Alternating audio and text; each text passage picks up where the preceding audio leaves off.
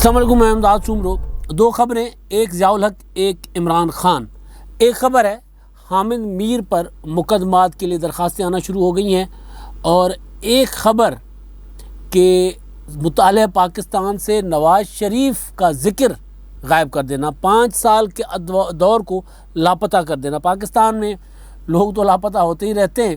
لیکن مطالعہ پاکستان میں کوشش کی گئی کہ 5 سال لاپتہ کیے جائیں، لیکن وہ پکڑے گئے۔ اور پھر اس کے ساتھ کیا ہوا وہ گزارش کروں گا۔ حامد میر صاحب، آپ کو پتہ ہی ہے کہ حامد میر صاحب کا معاملہ وہ جو بنا اسد طور پر حملے کے بعد مظاہرہ، اور مظاہرے کے بعد حامد میر صاحب کے وہ جذباتی خطاب، اور اس خطاب کے بعد وہی کہ ان کو آفر کر دیا گیا۔ آفر کرنے کے بعد ظاہر دنیا جہان سے اس چیز کی مذمت ہوئی۔ حامد میر پاکستان کے چند صحافیوں میں سے ہیں جو ایک انٹرنیشنل کیلیبر کے صحافی مانے جاتے ہیں، اور جن کو دنیا میں لوگ جانتے ہیں، خاص طور پر صحافتی حوالے سے، صحافتی تنظیمیں، میڈیا کے اندر ان کی ایک پراپر ریکگنیشن ہے حامد میر صاحب کی۔ تو وہ حامد میر صاحب کو جب آفر کیا گیا تو پاکستان میں تو ہیومن رائٹس کی تنظیمیں، صحافتی تنظیمیں، اپوزیشن کی جماعتیں، سوائے پی ٹی آئی کے باقی ہر کسی نے ظاہر اس کو مذمت کی کہ بھئی یہ کیا بات ہے کہ ایک بندہ اگر اس کی بات سے آپ کو اختلاف ہے تو، اور اگر کسی کو وہ بات بالکل بری لگتی ہے، وہ سمجھتا ہے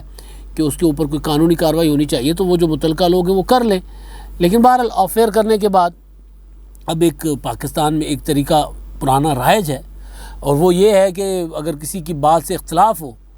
تو اس کو دبا دو، وہ دبتی نہیں ہے تو پھر ڈراؤ، ڈرتا نہیں ہے تو پھر مقدمات میں پھنساؤ۔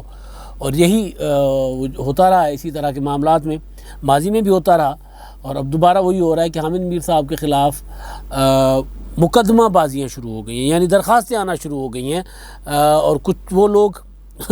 مجھے وہ جو آج درخواست جب میں نے دیکھی ہے گجرانوالہ میں، جو سوشل میڈیا پر چلتا رہا، حامد میر صاحب نے خود بھی اس کو ٹویٹ کیا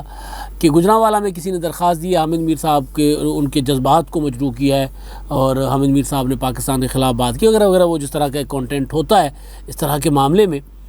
تو اب ظاہر ہے، اب سمجھ آتی ہے کہ یہ درخواستیں کہاں سے آتی ہیں۔ یہ اسی وجہ سے بھی سمجھ آتی ہیں کہ مریم نواز صاحبہ جب کراچی گئی تھی، 18 اکتوبر کا جلسہ پی ڈی ایم کا، پیپلز پارٹی کے پلیٹ فارم سے تھا، اس جلسے سے ایک دن پہلے وہاں پر کیپٹن صفدر صاحب نے وہاں پر گئے تھے مزار قائد پر۔ مزار قائد پر جا کر انہوں نے اندر نعرے لگائے، ووٹ کو عزت دو، قائد اعظم زندہ آباد، جمہوریت زندہ آباد، اس طرح کے نعرے انہوں نے لگائے تھے۔ تو اس نعروں کے بعد ایک ان پر مقدمہ بنا تھا، اور مقدمہ بننے کے بعد آدھی رات کو ان کے ہوٹل کا دروازہ توڑ کر ان کو گرفتار کیا گیا تھا۔ اور بعد میں جب پتہ چلا وہ درخواست جو دینے والا، جو مقدمہ درج کروانے والا، تو پتہ چلا کہ وہ خود بھی پولیس کو مطلوب ہے، اور وہ حلیم عادل شیخ جو آج کل اپوزیشن لیڈر ہے ان کا قریبی رشتہ دار تھا۔ بہرحال وہ پتہ چلا جی مطلوب ہے۔ مطلوب شخص جو ہے وہ تھانے پہ جاتا ہے، مفرور اور مطلوب شخص، اور وہ ایف آئی آر درج کرواتا ہے، اور اس کی ایف آئی آر کی بنیاد پر کیپٹن صفدر گرفتار ہوتے ہیں۔ اس سے تھوڑا پہلے جائیں، وہ جو نواز شریف صاحب نے ایک تقریر کی تھی، جس تقریر میں انہوں نے ظاہر آرمی چیف کا نام لے لیا تھا، D G I S I کا نام لیا تھا، الزام لگائے تھے ان پر جو بھی ان کا مدعا نواز شریف صاحب کا تھا، وہ جو کافی عرصے کے بعد انہوں نے اپنی زبان دوبارہ کھولی، دوبارہ بولے تو پھر ایسا بولے کہ پھر وہ جو سوال اٹھاتے تھے کہ بولتے کیوں نہیں ہو، پھر وہ سوال اٹھانے لگے کہ اتنا سخت کیوں بول رہے ہو۔ تو وہ نواز شریف صاحب کی اس تقریر کے بعد، جس کے لیے میں نے کہا تھا کہ اس تقریر میں جو لوگ بیٹھے تھے، وہ پرچہ ہوا تھا، مقدمہ ہوا تھا شادرہ تھانے پر، اور وہ مقدمے کے بعد میں نے گزارش کی تھی کہ اس مقدمے میں یہ ہوا کہ نواز شریف صاحب نامزد، مریم نواز صاحبہ نامزد، اس وقت جو بیٹھے ہوئے تھے وہاں پہ شاہد خاقان عباسی، حسن اقبال، رانا ثناء اللہ، اور پوری کی پوری مسلم لیگ نون کی لیڈرشپ جو وہاں بیٹھی ہوئی تھی، سب کے سب مقدمے میں نامزد ہو گئے، غداری اور بغاوت کے مقدمے میں۔ اور عالم یہ تھا کہ جو سر دھن رہا تھا اس پر بھی مقدمہ، وہ بھی ملزم تھا، جو آنکھ سے اس کی تائید کر رہا تھا وہ بھی، اور جو انکار کر رہا تھا کہ میاں صاحب ہے نہیں کہنا، وہ بھی مقدمے میں نامزد ہو گئے تھے۔ ساری کی سارے لوگ نامزد کر دیے گئے تھے مقدمے میں۔ تو اس مقدمے کے مدعی جو تھے، پتہ چلا وہ بھی مفرور، شادرہ تھانے پر، شادرہ تھانے کو ہی مطلوب تھے۔ تو مطلوب اور مفرور لوگوں کے مقدمے، پتہ نہیں حامد میر صاحب پر جو درخواست دی ہے وہ کس کی ہے، لیکن بہرحال لوگ کہتے ہیں کہ جناب یہ جو مفرور، اور مطلب ظاہر ہم بھی سوال اٹھاتے ہیں، صحافی ہیں، کہ جو مفرور لوگ ہیں مقدمات درج کروانے آتے ہیں اور ان کو پولیس پوچھتی نہیں ہے کہ بھئی تم خود مفرور ہو، تم کسی کے خلاف کیا مقدمہ درج کر رہے ہو۔ تو بہرحال حامد میر صاحب کا معاملہ کیونکہ اتنا انتہائی سنگین ہے، تو لہذا اس میں سنگینی کی جو آگے کیا ہوگا کم از کم اتنا تو ہمیں اندازہ تھا کہ اس طرح کے مقدمے آئیں گے. ابھی ایک درخواست آئی ہے, دوسری آئے گی, تیسری آئے گی. اس طرح کے معاملات کے بعد نا کھمبیوں کی طرح درخواست گزار, وہ درخواست دینے والے مدعی جو ہے وہ کھمبیوں کی طرح, جیسے میدان میں بارش ہو اور ریگستان میں بارش ہو نا, تو پھر اچانک کھمبیاں پھوٹ پڑتی ہے نا, وہ پوری کی پوری, مطلب ایک جس کو مشروم گروتھ کہتے ہیں, تو وہ کھمبیوں کی طرح نکل آتے درخواست دے کر اور مقدمے کرنے کے لیے. تو بہرحال وہ آ گئے اور دیکھیں اب اس کا کیا ہوتا ہے. لیکن ایک اور چیز جو بڑی اچھا, یہ کیونکہ معاملہ سوشل میڈیا پر اٹھایا گیا حامد میر صاحب کا بھی, تو سوشل میڈیا پر پیرالل ایک اور چیز سامنے آئی, وہ یہ کہ مطالعہ پاکستان کی 9ویں کلاس کے کتاب کے کچھ چیپٹرز وہ سوشل میڈیا پر وائرل ہوئے. ان میں بڑی مزیدار چیز تھی. وہ جب ہم نے پتہ کیا کہ کیا ہے تو وہ بعد میں بتاتا ہوں کہ کیا ہوا اس کے ساتھ. لیکن بہرحال شروع میں یہ کہ ہوا یہ کہ اس میں جو ایک چیپٹر میں جو مطالعہ پاکستان کا ہے, اس میں مختلف ادوار کا ذکر ہے, اور مطلب جو حکومتیں چلتی آ رہی ہیں, مشرف کی ہو گئی, بے نظیر صاحبہ کی ہو گئی, اس سے پہلے نواز شریف صاحب کی ایک حکومت ہے 1993 والی, ایک حکومت غائب ہے, اور اس کے بعد پھر یعنی 97 والی حکومت بھی غائب, اور اس کے بعد پھر پیپلز پارٹی کا ایک دور آتا ہے مشرف کے بعد, وہ دور ہے, اور اس دور کے بعد پھر ڈائریکٹ عمران خان صاحب کا دور. یعنی 2012 کو پیپلز پارٹی ہے, 2012 کو انتخابی اصلاحات کا ذکر ہوتا ہے. پھر گیلانی صاحب کی وہ نااہلی, وہ جس طرح افتخار چودھری صاحب نے ان کو نااہل کیا تھا اور پاکستان کی عدالت کے دامن پہ ایک اور داغ لگایا تھا کہ ایک وزیر اعظم کو مطلب ایک عجیب و غریب قسم کے مقدمے میں توہین عدالت کی سزا بھی سنا دی, سزا سنانے کے بعد پھر نااہل بھی کر دیا. تو وہ سزا یہ تھی کہ جناب ان کو کہا گیا تھا کہ آپ خط لکھو سوئی زکام کو آصف زرداری صاحب کے مقدمے میں. نارو عمل درآمد کیس تھا, اس عمل درآمد کیس میں جو وہ پٹیشنر تھے وہ خواجہ آصف صاحب تھے. تو بہرحال وہ مسلم لیگ نون کا اس وقت جو بھی معاملہ تھا, تو وہ اس میں خط لکھنے کے لیے فورس کیا جا رہا تھا وزیر اعظم پر. وزیر اعظم صاحب نے کہا کہ جی صدر کو آئین استثناء دیتا ہے اور میں آئین کے خلاف نہیں جا سکتا, لہذا میں خط نہیں لکھوں گا. تو افتخار چودھری صاحب نے کہا آپ نے توہین عدالت کی, اور انہوں نے کہا جی میں توہین عدالت کروں گا, توہین جو ہے وہ آئین نہیں کروں گا. اگر آپ کے خیال میں توہین عدالت ہے تو بسم اللہ. تو انہوں نے ان کو سزا دی کہ جب تک عدالت برخاست ہوتی ہے تب تک آپ کی سزا ہے, آپ عدالت کے کمرہ عدالت میں کھڑے رہیں گے. یہ کہہ کر عدالت تو اٹھ گئی. کو 30 سیکنڈ کا ان کو سزا ہوئی تھی, اور اس کے بعد پھر وہ آ گئے ایوان میں اپنا کام چلانے لگ گئے. اور اسپیکر اس وقت تھی فہمیدہ مرزا صاحبہ, ان سے رولنگ مانگی گئی. انہوں نے کہا کہ جناب یہ تو کوئی نااہلی نہیں بنتی. بہرحال پھر وہی خواجہ آصف صاحب چلے گئے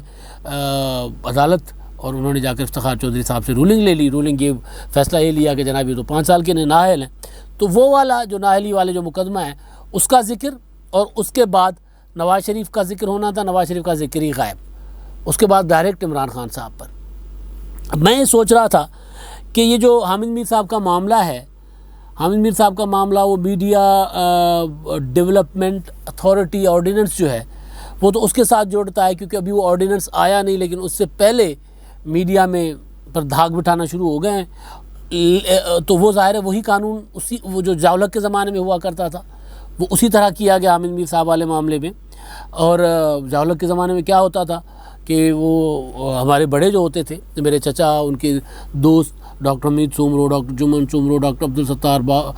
ببر اور ڈاکٹر جمن باہوٹو, یہ سارے دوست ہوتے تھے آپس میں نوجوان. تو اس زمانے میں مارشل لا تھا ضیاء-ال-حق کا, تو وہ کہیں بیٹھ کر گپ شپ لگاتے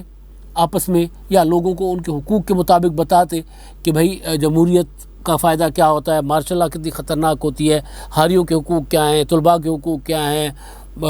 کسانوں کے حقوق کیا ہے, مطلب اس طرح کی باتیں, مزدوروں کے حقوق کیا ہوتے ہیں. اس طرح کی باتیں کرنے والوں کو جب پتہ چلتا کہ یہ تو سیاسی بات کرتے ہیں, آٹو میں لکھا ہوتا تھا سیاسی گفتگو کرنا منع ہے, تو ان کو گرفتار کر کے لے جایا جاتا تھا. صحافیوں کو کوڑے مارے جاتے تھے, اخبار بند کیے جاتے تھے. تو ضیاء-ال-حق کا زمانہ تھا. خان صاحب کے زمانے میں میڈیا ڈیولپمنٹ آرڈیننس آ رہا ہے, کیونکہ اس زمانے میں ہم اس طرح بات کر رہے ہیں جو آج میں بات کر رہا ہوں, وہ بات کل کو گلی محلوں میں چوکوں چوراہوں پہ ہوتی تھی, تو پھر گرفتاریاں ہوتی تھی. اب یہ ہے کہ جناب آرڈیننس کرو, جو بول رہا ہے اس کی آواز دبا دو, اس کی آواز بند کر دو. حامد میر صاحب بول رہے ہیں, ان کو آف ایئر کر دو, آف ایئر ہو گئے. تو اچھا, وہ ایک چیز یہ تھی ضیاء-ال-حق صاحب کی. دوسری چیز ضیاء-ال-حق صاحب کی یہ تھی کہ وہ اپنے آپ کی شناخوانیاں کراتے تھے. مطالعہ پاکستان ہو یا کچھ اور ہو, اس میں ضیاء-ال-حق صاحب جو ہے نا ہر وقت ضیاء-ال-حق ہوتا تھا. ضیاء-ال-حق ایک مرد مومن, ضیاء-ال-حق فلاں, ضیاء-ال-حق فلاں, مطلب ان کی اپنی تعریفیں کرواتے تھے.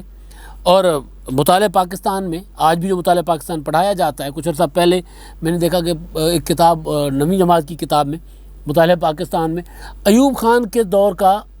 کی تعریفیں ہیں اور جمہوری ادوار کی برائیاں ہیں۔ اب عمران خان صاحب نے کیا کیا ہے؟ عمران خان صاحب نے تو نہیں کیا، لیکن ظاہر ہے جو لوگ عمران خان صاحب کے دماغ کو جانتے ہیں، سمجھتے ہیں کہ عمران خان صاحب کو نواز شریف صاحب پر بہت غصہ ہے اور بادشاہ سلامت نواز شریف صاحب کا نام سننا نہیں پسند کرتے، تو جن کا وہ نام سننا نہیں پسند کرتے کم از کم ان کا وہ دور تو نہ دیں جو دور عمران خان صاحب سے پہلے کا تھا،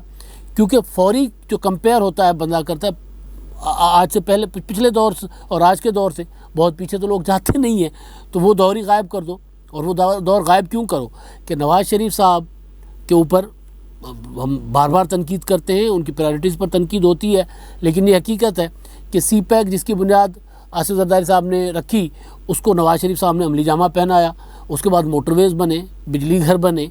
پاکستان میں لوڈ شیڈنگ ہوتی تھی، لوڈ شیڈنگ ختم ہوئی، تو وہ ذکر تو آئے گا نا مطالعہ پاکستان میں کہ نواز شریف نے 2013 سے 2018 میں کیا تیر مارے،